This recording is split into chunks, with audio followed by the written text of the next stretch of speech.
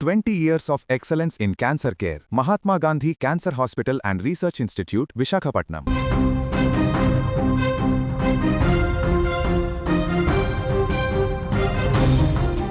ఐదు రోజుల్లో 5 హోటళ్లు మార్చి 13 ఏళ్ల బాలికపై 30 మందికి పైగా మానవ మృగాలు జరిపిన అఘాయిత్య ఘటన దేశాన్నే షేక్ చేస్తుంది. అన్యం పుణ్యమెరుగని ఈ బాలికపై మానవ మృగాలు రాక్షసుల్లా ప్రవర్తించారు.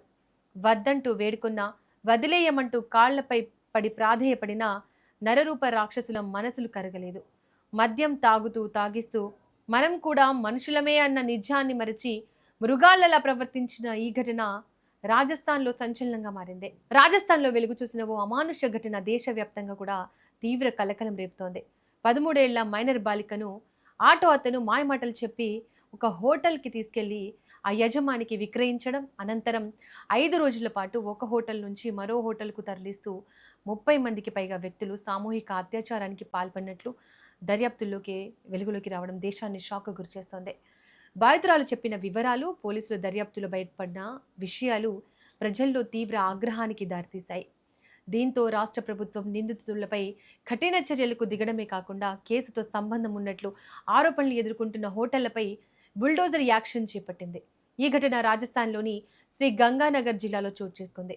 జూన్ 18న ఇంటి నుంచి అదృశ్యమైన 13 ఏళ్ల బాలికను ఓ ఆటో డ్రైవర్ స్థానిక హోటల్ యాజమానికి అప్పగించినట్లు దర్యాప్తులు తేలింది. అక్కడి నుంచి బాలికకు అసలు నరకం ప్రారంభమైంది.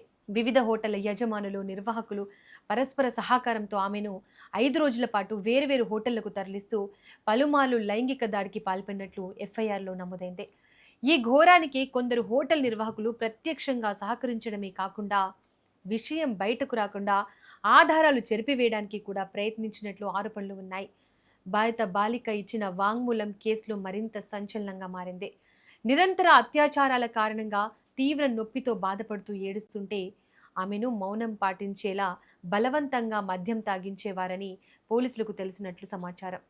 ఈ వాంగ్మూలం ఆధారంగా పోలీసులు కేసును మరింత లోతుగా దర్యాప్తు చేస్తున్నారు.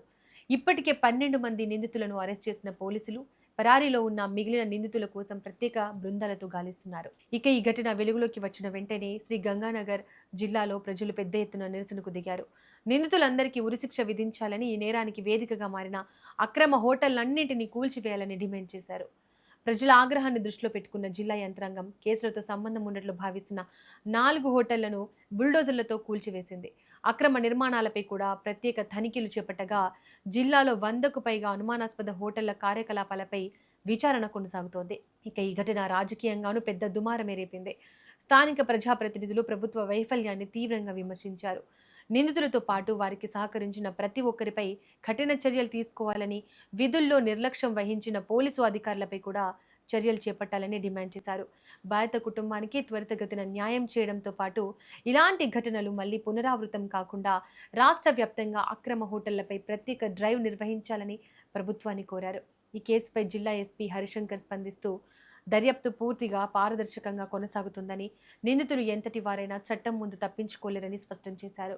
బాధితురాలికి అన్ని విధాల వైద్య, మానసిక సహాయం అందిస్తున్నామని తెలిపారు. ఈ కేసులో ప్రమేయం ఉన్న ప్రతి వ్యక్తిని గుర్తించి కఠిన శిక్ష పడేలా బలమైన ఆధారాలతో ఛార్జిషీట్ దాఖలు చేస్తామని హామీ ఇచ్చారు.